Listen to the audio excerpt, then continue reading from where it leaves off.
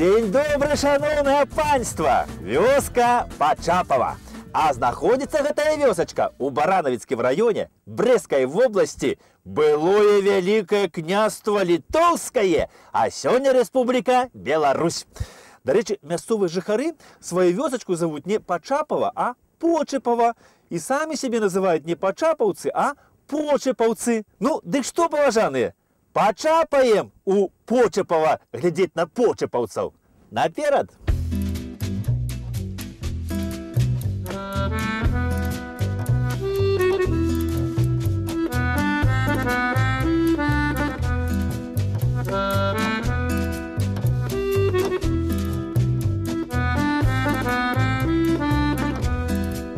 Я з гадоў перажытых помню мітусню каляровых дзён, пошук выйсця і шлях дадому, і гуканні наўздагон. І памылак былых атрута з цягам часу губляе смак, што калісьці было пакутай, таго проста ўжо няма. І памылак былых атрута з цягам часу губляе смак, што калісьці было пакутай, таго проста ўжо няма.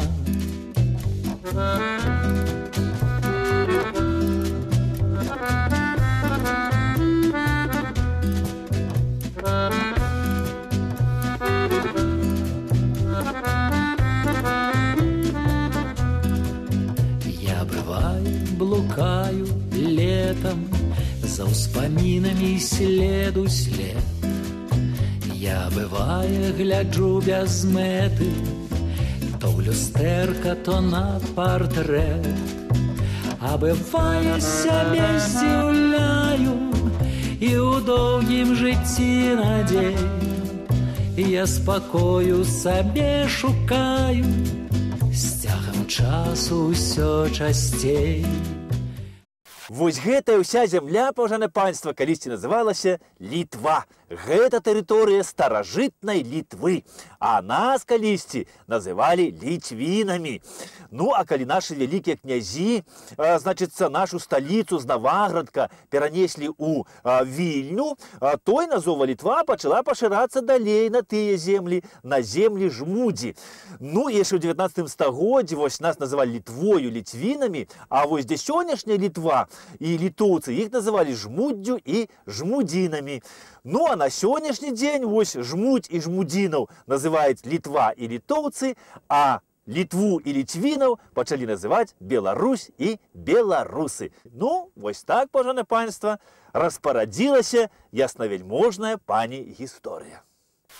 Пра гэты вось край, паважанае панства, наш славуты паэт Адам Міцкевіч, які нарадзіўся ў гэтых мясцінах на Наваградчыне, казаў: «Літва, айчызна моя». Ну, абаранілі вось Літву, айчызну, кіравалі ёю нашы славутыя князі. Ну, і вось Пачапава было асабістай уласнасцю нашага вялікага князя Вітаўта. Гістарычная даведка. Вітаўт нарадзіўся ў 1350 годзе. Вялікі князь Вялікага княства Літоўскага, сын Кейстута і Біруты. Адзін з самых выдатных дзяржаўных дзеячаў Вялікага княства Літоўскага. Актыўную палітычную дзейнасць пачаў у 1382 годзе, пасля забойства бацькі Кейстута па загадзе Ягайлы. Каб адпомсціць Ягайлу, уцёк да крыжакоў, заключыў з імі саюз і аддаў яму арэнду Жамойць, сённяшняя Літва. У ходзе барацьбы з Ягайлам пераканаўся ў яе бесперспектыўнасці і згадзіўся на мір. З 1392 года стаў вялікім князем Вялікага княства Літоўскага, і ВКЛ аднавіла сваю самастойнасць. 3 разы Вітаўт хадзіў на Маскву, апошні раз у 1408 годзе. Не пачынаючы бітвы, Вітаўт і маскоўскі князь Васіль I заключылі мір. Вызначылі мяжу паміж Вялікім княствам Літоўскім і маскоўскім княствам па рэчцы Угра. Гэтая мяжа супадае з мяжой беларускіх гаворак. Пры Вітаўце федэратыўнае Вялікае княства Літоўскае вызначалася як беларуская дзяржава. Пры Вітаўце вялікім, паважанае панства, у вялікім княстве літоўскім усе найвышэйшыя пасады займалі менавіта вось выхадцы з сённяшняй Беларусі. І менавіта з іх складалася і бліжэйшае атачэнне князя Вітаўта. Вось, напрыклад, калі вялікі князь Вітаўт у 1397 годзе паехаў на соленскую сустрэчу з крыжакамі, то ў паездцы гэтай яго суправаджалі менавіта нашыя хлопцы. Гэта Іван Друцкі, Міхай Заслаўскі, Аляксандр Старадубскі, Юрась Пінскі і Іван Альшанскі. І ўсе гэтыя князі, гэта ўсе яны з сённяшняй тэрыторыі Беларусі, старажытнай Літвы. Ну і я вам скажу, што пры двары вялікага князя Вітаўта усе дваранне размаўлялі выключна па-беларуску. І тое, што пры двары вялікага князя Вітаўта размаўлялі ўсе выключна па-беларуску, гэта не чыясьці выдумка, паважанае панства, а гэта сведчанне пасла Тэўтонскага ордэна Кібурта. Аб гэтым усім запісана ў летапісах старажытных. Дарэчы, ўсё справаводства, усе дзяржаўныя паперы ў вялікім княстве літоўскім пісаліся таксама выключна па-беларуску. Сучаснікі, паважанае панства, князю Вітаўту далі мянушку вялікі. Вітаўт вялікі. Я вам скажу, гэта па-сапраўднаму быў вялікі правіцель. Ён кіраваў нашай з вамі дзяржаваю амаль 40 гадоў. І за гэтыя гады ён узмацніў нашу дзяржаву, пашырыў яе межы. Гэта быў прызнаны ўсёй Еўропаю манарх. І вось гэтая вёсачка Пачапава упершыню ў летапісах узгадваецца ў 1428 годзе як асабістае уладанне Вітаўта Вялікага. Ну і на той час Вітаўту Вялікаму было 78 гадоў, і ён тады сваёй дзейнасцю дасягнуў вяршыню славы і ледзь не стаў каралём. А наша з вамі родная Беларусь каралеўства. А адбылося вось што, паважанае панства.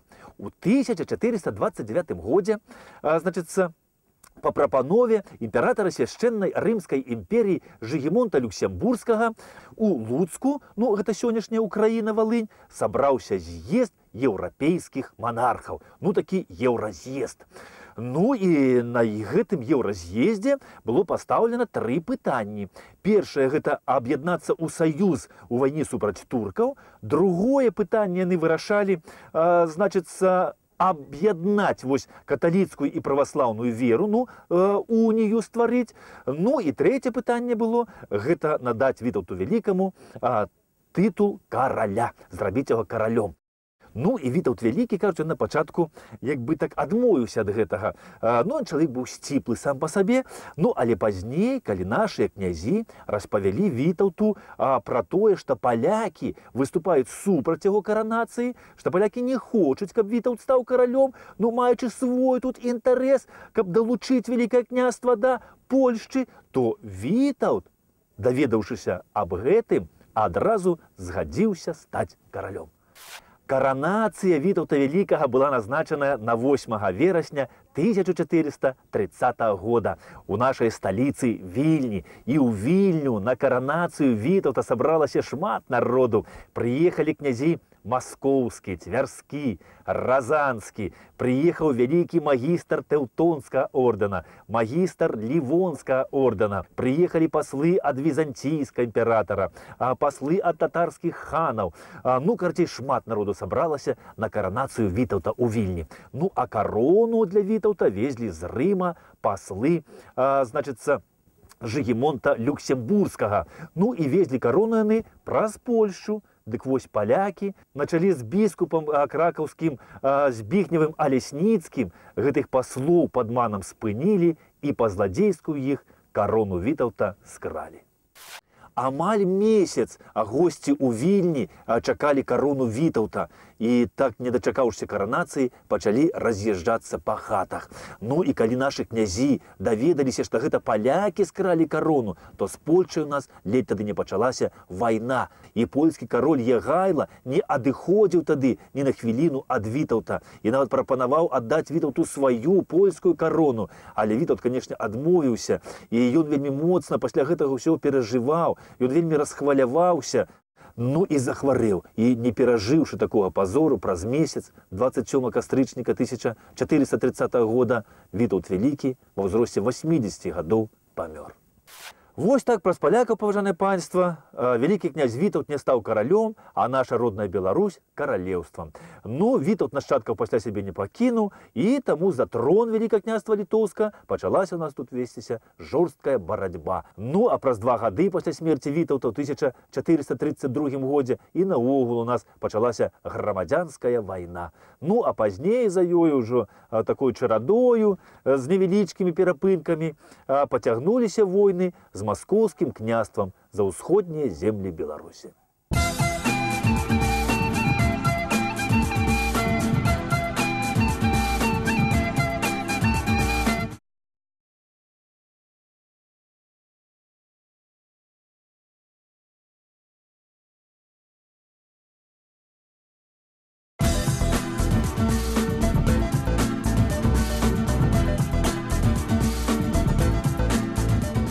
У 1567 годзе, паважанае панства, вось маёнтак Пачапава быў уласнасцю шляхціча Яна Стрэтэвіча. Ну і маёнтак Пачапа, відаць, быў яго не адзіны. Відаць, яго нешта яшчэ былі маёнткі, таму што у войска Вялікага княства Літоўска ён ставіў 15 коней збройна. Ну і ў тым жа 1567 годзе тут з'явіўся новы гаспадар, якога ў летапісах так і звалі Пачапаўскі. Гэта быў Міхал Богушавіч Пачапаўскі. Відаць, Пачапаву яго быў маёнтак адзін. І ён з Пачапава, з гэтага маёнтка, ставіў у войска Вялікага княства Літоўска 2 кані збройна. На той час, паважанае панства, нам узброеныя коннікі, ой, як патрэбны былі, бо ўжо 9 гадоў, як ішла чарговая вайна з Масквою. Гэта была Лівонская вайна. І тады маскоўскія войскі захапілі наш слаўны горад Полацк і ўтрымлівалі яго. Але ў 1579 годзе нашы войскі вызвалілі Полацк і пачалі вызваляць тады захопленыя Масквою нашыя землі. Ну і скончылася гэта вайна ў 1582 годзе. І вось гэты перыяд вайны з 1579 па 1582 год апісаў у вершаванай форме. Значыцца, мясцовы хлапец, што нарадзіўся недалёка ад Пачапава у 14 кіламетрах у вёсцы Пянчын. Ён тады падчас гэтай вайны ваяваў у войску Вялікага княства Літоўскага супраць Масквы, і ўсё, што бачыў падчас гэтай вайны на свае ўласныя вочы, апісаў у паэме. Значыцца, і быў гэта наш слаўны беларускі паэт Андрэй Рымша. Гістарычная даведка. Рымша Андрэй нарадзіўся каля 1550 года ў вёсцы Пянчын, сёння Баранавіцкі раён. Памёр у 1599 годзе. Беларускі паэт, заснавальнік жанру пенегерычнай паэзіі ў старажытнай беларускай літаратуры. З 1572 года на ваеннай службе, удзельнік ваенных паходаў. У 1581 годзе выдаў на беларускай мове вершаваную храналогію календарнага тыпа. Аўтар панегерычных вершаў на беларускай мове на гербы магнатаў Аўстафія Валовіча, Льва Сапегі і Скуміна. Некалькі вершаў на старабеларускай мове былі выдадзеныя ў зборніку павучанняў у Вільні.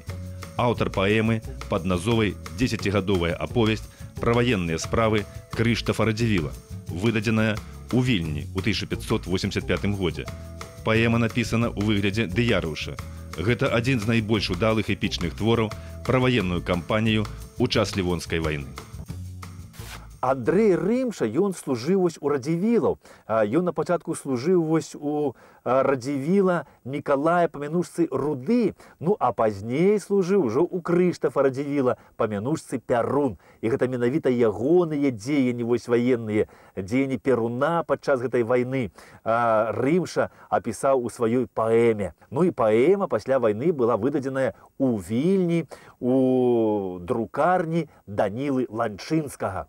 І, дарэчы, вось, пажанае панства, адзін экземпляр унікальны гэтай паэмы захаваўся і па сённяшні дзень. Ну, на жаль, толькі ён захоўваецца не ў нас, а ў Польшчы, у бібліятэцы Акадэміі навук. Андрэй Рымша, ён напісаў на старабеларускай мове вершы ў гонар магнацкіх гербаў. І ў гэтым ён дасягнуў мастацкіх вышыняў. І на думку Андрэя Рымшы, гэтыя вершы павінны былі нагадваць гаспадарам герба пра слаўную і неўміручую гісторыю іх магутнага роду. Андрэй Рымша гэта быў адзін з першых нашых беларускіх паэтаў. Ён усюд недалёк ад Пачапава нарадзіўся і вырас у сям'і шляхцічаў Рымшаў. І тут, думаю, Пачапава бываў не аднойчы. Але што тут тады было ў 16 стагоддзі, на жаль, невядома. Ну, вось вядома, што ў 18 стагоддзі маёнтак Пачапава быў уласнасцю шляхцічаў Корсакаў. І гэта быў цэнтр воласці Наваградскага павета. Ну, а пасля падзелу Рэчы Паспалітай Пачапава патрапіла ў Расійскую імперію. Ну, а ў 1883 годзе тут нават было адкрыта народнае вучылішча.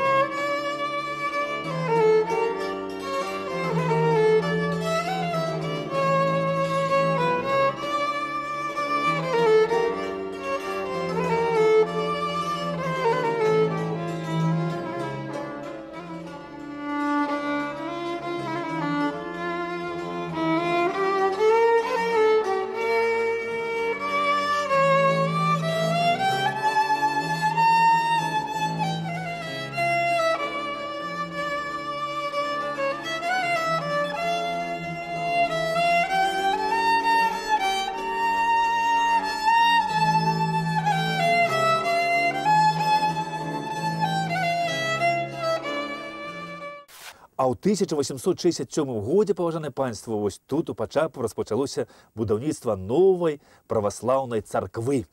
Тады гэта была ўжо Расійская імперія, і царкву праваслаўную тут будавалі на дзяржаўныя грошы. Ну, а будавалі, канешне, мясцовыя майстры. І ў народзе тут захавалася яшчэ такое паданне, што вось валуны на будаўніцтва гэтай царквы цягаў вучоны мядзведзь.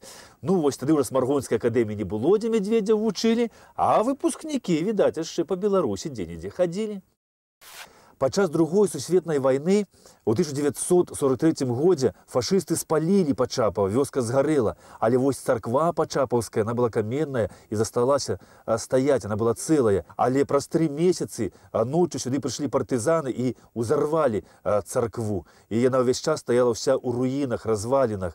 І вось толькі калі надышлі тыя часы 80-х годах, калі людзям пачалі вяртаць храмы, то мясцовы святар Георгій Сапун звярнуўся да ўлад, каб яны дапамаглі аднавіць праваслаўную царкву пачапаўскую. Грошай, конечно, не хапала, і таму отец Георгій Сапун звярнуўся да землякоў, якія параскіданы па свеце, са словамі, што вось надышоў час збіраць камяні.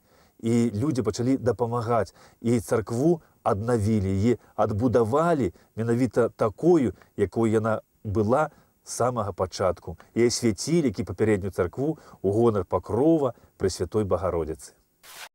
Адзінае, што тут захавалася вось цалкам ад пачатку, вось некранутым, гэта вось гэтая брама-званіца, вось яна выстаяла, а ўсё астатняе, вось гэтыя вежачкі па кутах, агароджа, усё гэта было адноўлена па старых фотаздымках. І вось недарма кажуць, што у Бога не мае, а нічога немагчымага.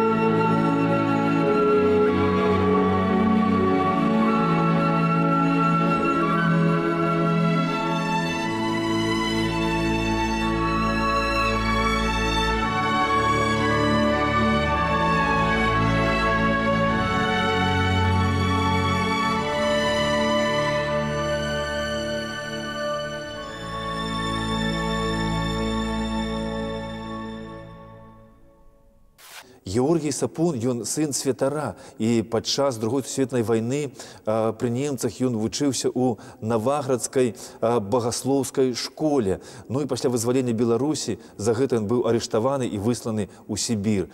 І ў Сібіры яму ўдалося выжыць, вярнуцца назад на радзіму, каб надалей служыць Богу і людзям. І калі ён аднаўляў вось гэты храм, можна сказаць, з нуля, то ён гэта аднаўленне храма прысвяціў усім тым, хто загінуў у тыя страшныя гады 20-го стагоддзя падчас войнаў і рэпрэсій.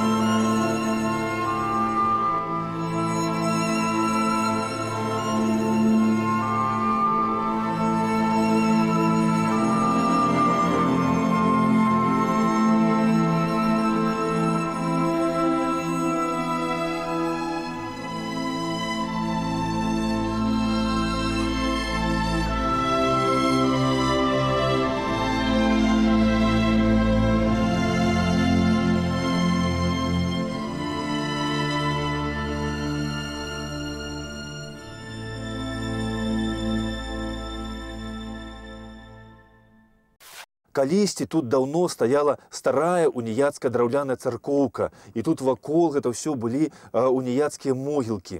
І калі Георгій Сапун аднаўляў вось Святапакроўскую царкву, то ён тут знайшоў шмат чалавечых астанкаў. Ён гэта ўсё сабраў у адну труну і пахавалі тут ўсё гэта ў адным месцы, на тэрыторыі царквы. І тут яшчэ знайшлі магілы уніяцкіх святароў.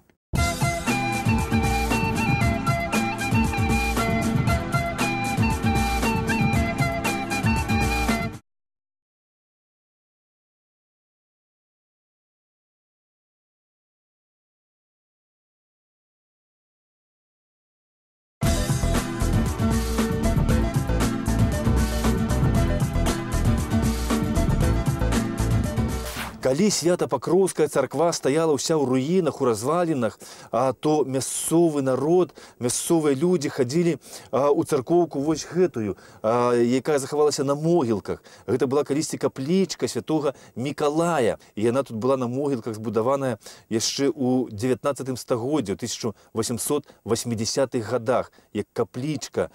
Ну і за саветамі ў 1950-х гадах тут і пачаў служыць у гэтай царкве святаром Георгій Сапун.